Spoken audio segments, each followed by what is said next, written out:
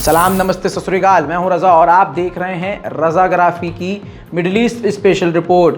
आखिरकार बेचारे फ़िलिस्तीन को सऊदी अरब के आगे गिड़गिड़ाना पड़ रहा है। सऊदी अरब से फ़िलिस्तीन ने गुजारिश की है कि आप अमेरिका के आगे मत झुकिए, इजराइल के साथ नॉर्मलाइजेशन मत करवाइए, हमारा सौदा मत कीजिए, वरना वो ऑक्यूपेशन को बढ़ा देगा, कब्ज़ों को बढ़ाएगा, हम पर और हमला करेगा और फ़िलिस्तीनियों का इससे सौदा होगा और ये हमारे लिए काफ़ी तकलीफ़ की बात है। फ़िलिस्तीन ने ये भी सऊदी अरब से कहा कि अगर आपको नॉर्मलाइजेशन करना भी है तो आप उसके लिए हमारी शर्त रखिए कि हमें 2 स्टेट सॉल्यूशन वाला मामला निकाला जाएगा, हमें अलग स्टेट दिया जाएगा, हमारे मकानों को तोड़ा नहीं जाएगा, हमारे लिए कोई शर्त तो रखिए।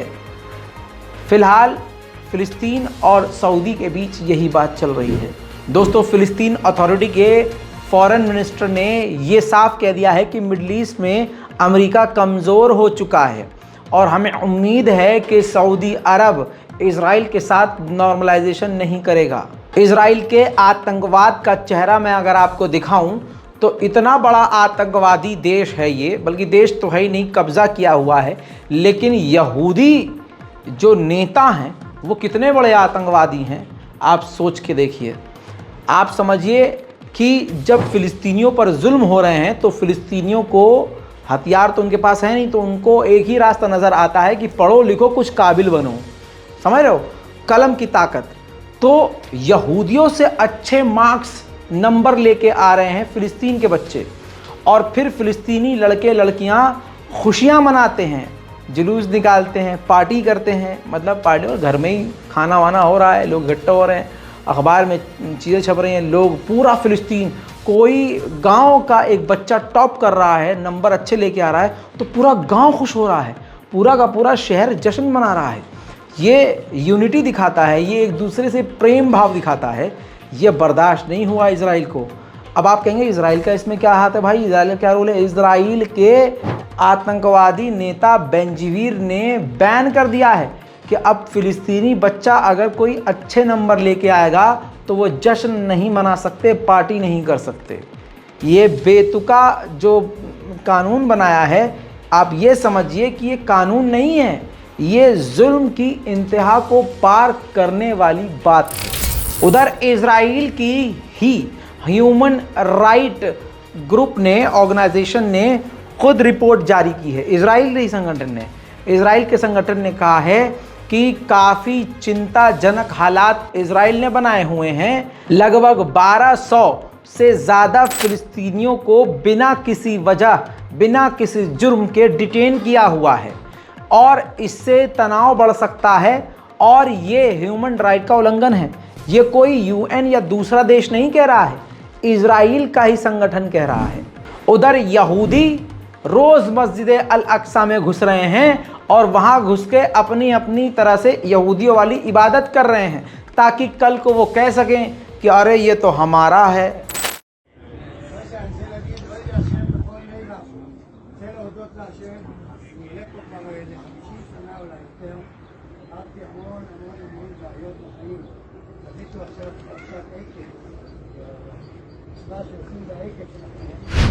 उधर जेरूशलम के इलाके में यहूदियों ने, इजराइल की सरकार ने फ़िलिस्तीनियों के मकानों को बुलडोज़र से तोड़ दिया।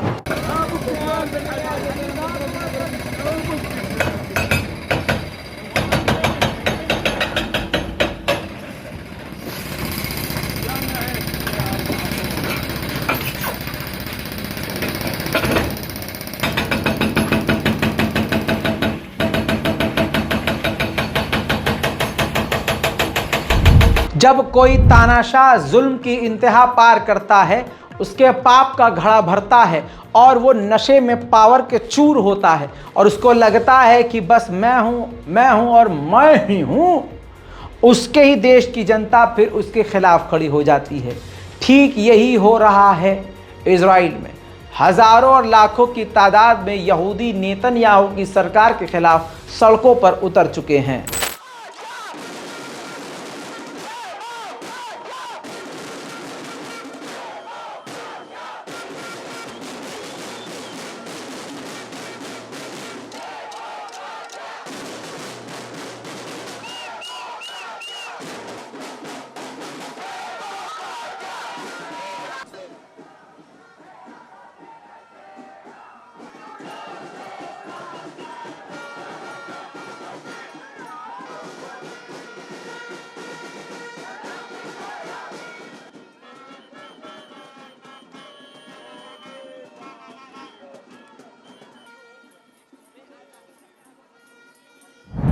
उधर मैं आपको बता चुका था कि लेबनान के अंदर फिलिस्तीन के दो संगठन आपस में ही लड़ रहे हैं, कईयों की मौत हो चुकी है, हालात बेकार हो चुके हैं। हिजबुल्लाह ने मना किया था भाई मत लड़ो, लेकिन वो संगठन लड़ रहे हैं, लगातार लड़ रहे हैं। ऐसे में फिलिस्तीन अथॉरिटी को वार्निंग दी है लेबनान के प्रधानमंत्री ने। कहा है कि अगर आपने अपने संगठनों को हमारे देश में झड़प करने से नहीं रोका तो हमारी यानी लेबनान की सिक्योरिटी फोर्सेस घुसकर कार्रवाई करेगी। इसके बाद हमास ने हिजबुल्लाह के आगे हाथ जोड़ दिया, कहा कि हमारा ही संगठन है, हमारे फिलिस्तीन के लोग हैं, आप वहीं के रहने वाले हैं, मेहरबानी करके उन दोनों को लड़ने से रोकिए। एक लंबे समय के बाद सऊदी अरब और कुवैत ने फिर से बयान दिया और कहा कि जिस गैस फील्ड को ईरान अपना बता रहा है वो 100% हम दोनों का है, कुवैत का है और सऊदी अरब का है। हालांकि ईरान पहले ही बोल चुका है कि ये हमारा है। उधर कुवैत ताकतवर इतना नहीं है तो कुवैत ने ईरान को प्यार से बातचीत करने के लिए इनवाइट कर दिया है। उधर दोस्तों यूएई से भी ईरान का टकराव है। यूएई 3 आइलैंड को अपना बताता है, कहता है ये तीनों हमारे क्षेत्र में ही आइलैंड है, ये हमारे हैं। ईरान कहता है कि भाई वो हमारा है और ईरान का लगभग उस पर कब्जा है। अब ईरान ने क्या किया है, 2 दिन से उन तीनों आइलैंड को चारों तरफ से घेरा और इतनी बड़ी ताकत दिखाई कि यूएई सकते में आ गया। ईरान ने पूरी तरह से उन तीनों आइलैंड को घेरकर जबरदस्त शक्ति प्रदर्शन कर डाला है। هواپیماهای ترابری رزمی سپاه در حال انتقال نیرو و تجهیزات به جزیره بوموسا برای تقویت نیروهای مستقر در این جزیره. اینجا نقطه راهبردی ایران برای تسلط بر امنیت خلیج فارس و تنگه هرمز است که نیمی از انرژی جهان از این آب راه می‌گذرد. جزیره بوموسا در کنار جزایر سیری و تنبهای بزرگ و کوچک اولین خطوط دفاع ایران در آبهای جنوب هستند، به خصوص خود جزیره بوموسا. حالا به گفته سپاه این جزیره برای دفاع مستقل از خود تقویت شده و در رزمایشی دفاع مستحکم و چند لایه از این جزیره بدون پشتیبانی از ساحل ایران تمرین می شود. علاوه بر نیروهای تقویتی زمینی، حالا موشک‌های بالستیک راهبردی فتح با برد انهدامی 300 کیلومتر و کروز قدیر با برد انهدامی 400 کیلومتر ضد اهداف دریایی در این جزیره مستقر شده. موشک‌هایی که جدیداً وارد سازمان شده بود هم برد افزایی شده و هم دقت این موشک‌ها در واقع برای آب تغییر داده شده.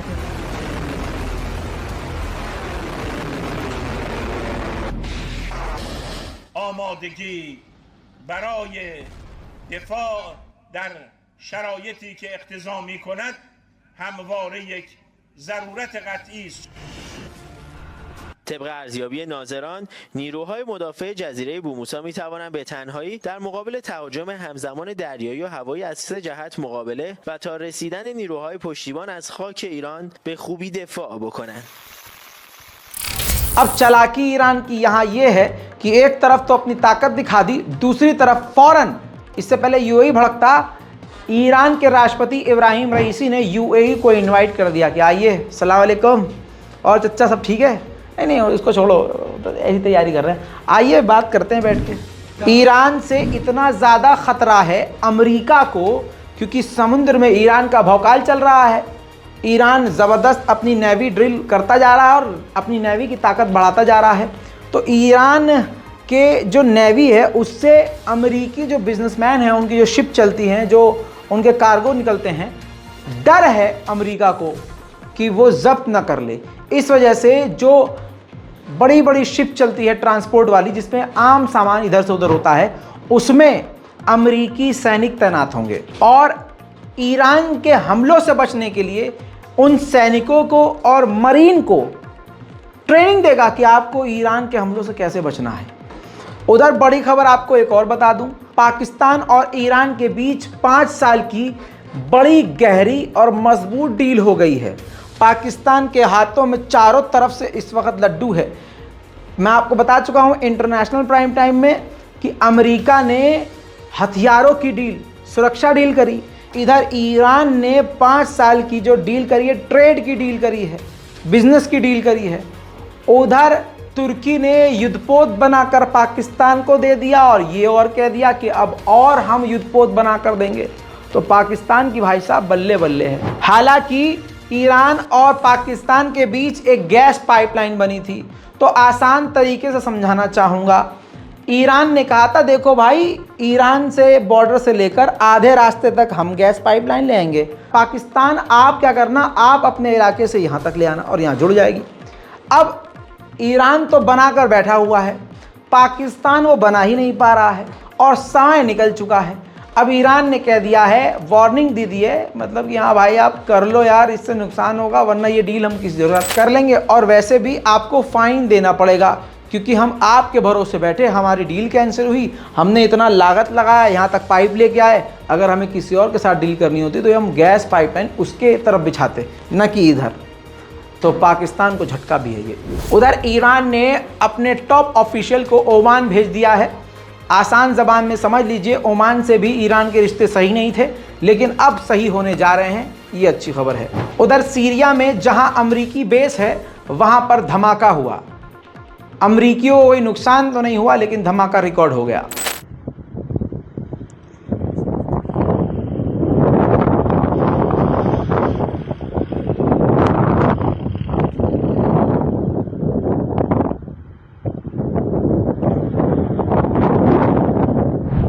उधर डेनमार्क में एक बार फिर से कुरान पाक को जलाया गया तुर्की की एम्बेसी के बाहर।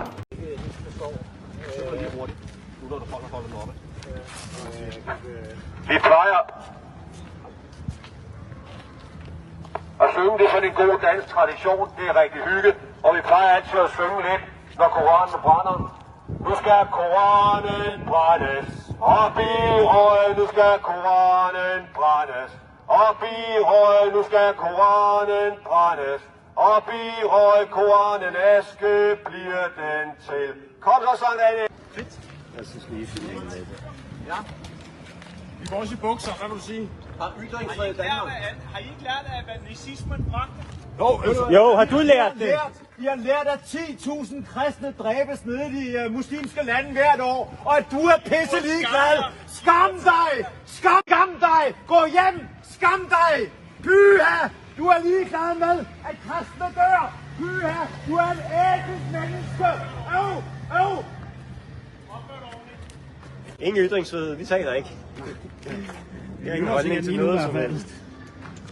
Det er det nu, mand. Er der nogle tegn, eller hvad? Der er også vældig spurgt dem. Ja, det var bare fordi de kiggede over. Så brugte dem bare, da de kiggede over. उधर Denmark के सरकार ने संसद में plan कर लिया कि हम कानून बनाने जा रहे हैं जिसमें कुरान पाक को हमारे देश में नहीं जलाया जाएगा। इस कानून को डेनमार्क की 7 अलग अलग पार्टीज़ ने इस कानून को रद्द करवा दिया, बिल बनने ही नहीं दिया, कह दिया कि ये तो फ्री स्पीच के खिलाफ है। इसके बाद दोस्तों इनको लात मारिए, यूरोपीय यूनियन ने बड़ी बात कह दी है जो मुस्लिम संगठनों ने अभी तक नहीं की। यूरोपीय यूनियन के पार्लियामेंट के द्वारा कहा गया कि ये यूरोप में जो लगातार कुरान पाक को जलाया जा रहा है ये सरासर गलत है, रेडिकुलस है, घटियापन है, ओछापन है, ये नहीं होना चाहिए और इन चीज़ों की यूरोप में कोई जगह नहीं है। मिडिल ईस्ट की स्पेशल रिपोर्ट में आज और अभी इतना ही। चैनल को जल्दी से सब्सक्राइब कर लीजिए ताकि आपको इसी तरह से तमाम अपडेट मिलते रहे। मैं हूं रज़ा और आप देख रहे थे रज़ाग्राफी। जय हिंद।